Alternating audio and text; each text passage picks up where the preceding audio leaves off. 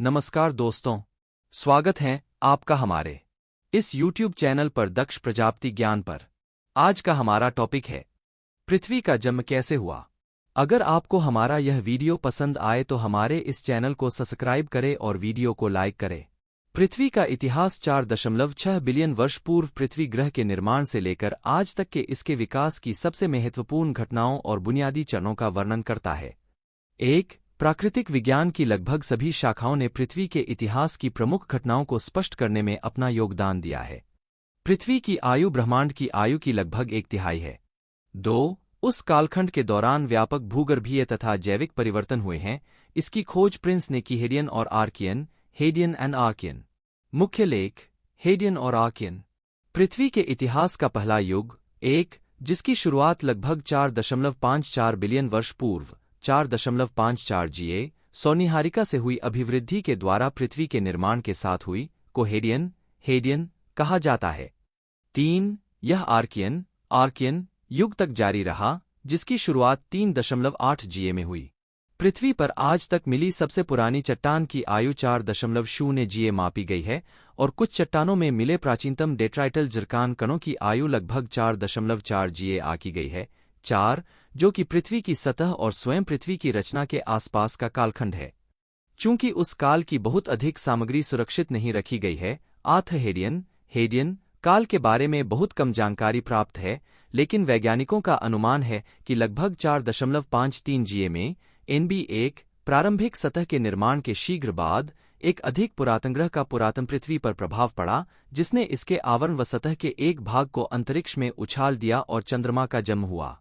Hadean युग के दौरान पृथ्वी की सतह पर लगातार उल्कापात होता रहा और बड़ी मात्रा में ऊष्मा के प्रवाह तथा भूउष्मीय अनुपात जियोथर्मल ग्रेडियंट के कारण ज्वालामुखियों का विस्फोट भी भयंकर रहा होगा। डेट्राइटल जरकान कण, जिनकी आयु 4.4 जीए आकी गई है, इस बात का प्रमाण प्रस्तुत करते हैं कि द्रव जल के साथ उनका संपर्क हुआ था, जिसे इस बात का प्रमाण माना जाता है कि उस समय इस ग्रह पर महासागर या समुद्र पहले से ही मौजूद थे। 4. अन्य आकाशीय पिंडों पर प्राप्त ज्वालामुखी विवरों की गणना के आधार पर यह अनुमान लगाया गया है कि उल्कापिंडों के अत्यधिक प्रभाव वाला एक कालखंड, जिसे लेट हेवी बॉम्बार्डमेंट कहा जाता है, का प्रारंभ लगभग 4.1 जीए में हुआ था और इसकी समाप्ति हेडियन के अंत के साथ 3.8 जीए के आसपास हुई। 6. आर्कियन युग के प्रारंभ तक पृथ्वी पर्याप्त रूप से ठंडी हो चुकी थी। आर्कियन के वातावरण, जिसमें ऑक्सीजन तथा ओजोन परत मौजूद नहीं थी, की रचना के कारण वर्तमान जीवजंतुओं में से अधिकांश का अस्तित्व असंभव रहा होता।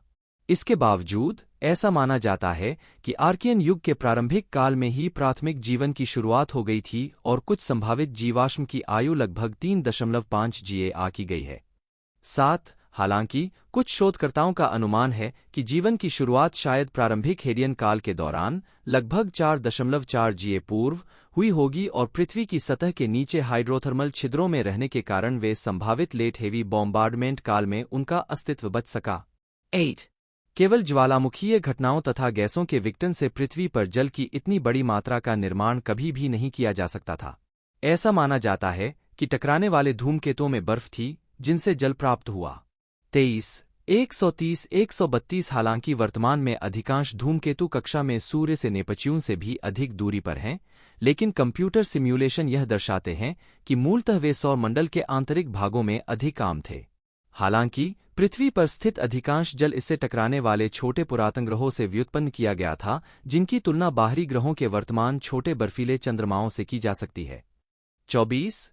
इन पदार्थों की टक्कर से भौमिक ग्रहों बुध, शुक्र, पृथ्वी तथा मंगल पर जल, carbon dioxide, methane, ammonia, nitrogen व अन्य वाष्पशील पदार्थों में वृद्धि हुई होगी।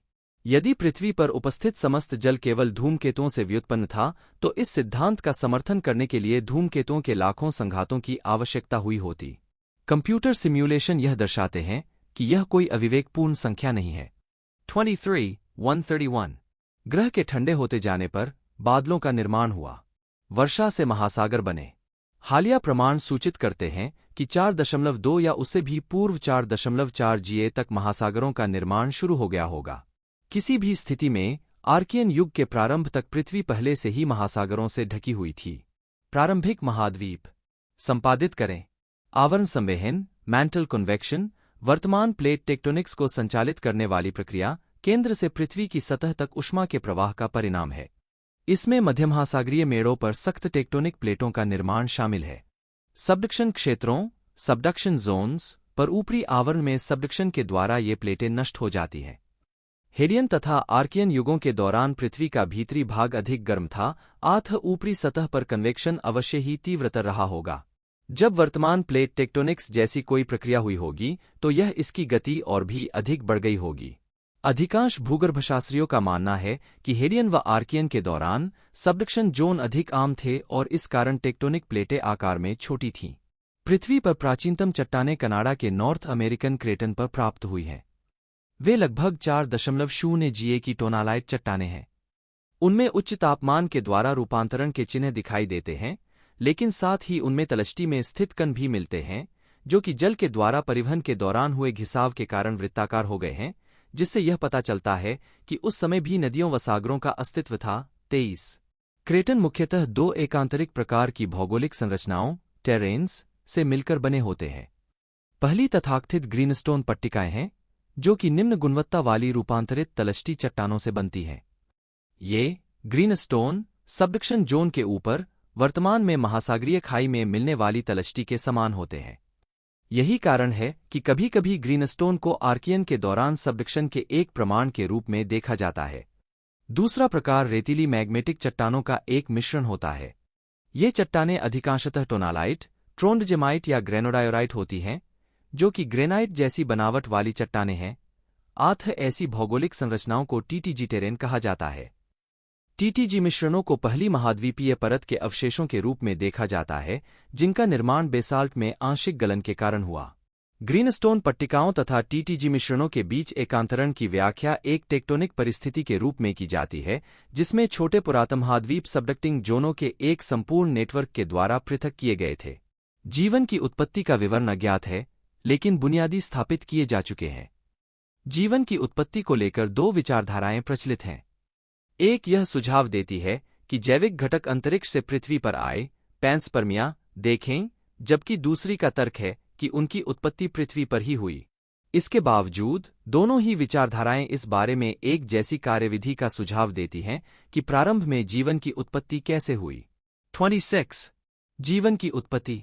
यदि जीवन की उत्पत्ति पृथ्वी पर हुई थी, तो इस घटना का समय अत्यधिक कल्पना आधारित है। संभवतः इसकी उत्पत्ति 4 जीए के लगभग हुई। 27 यह संभव है कि उसी अवधि के दौरान उच्च ऊर्जा वाले क्षुद्रग्रहों की बमबारी के द्वारा महासागरों के लगातार होते निर्माण और विनाश के कारण जीवन एक से अधिक बार उत्पन्न व नष्ट हुआ हो।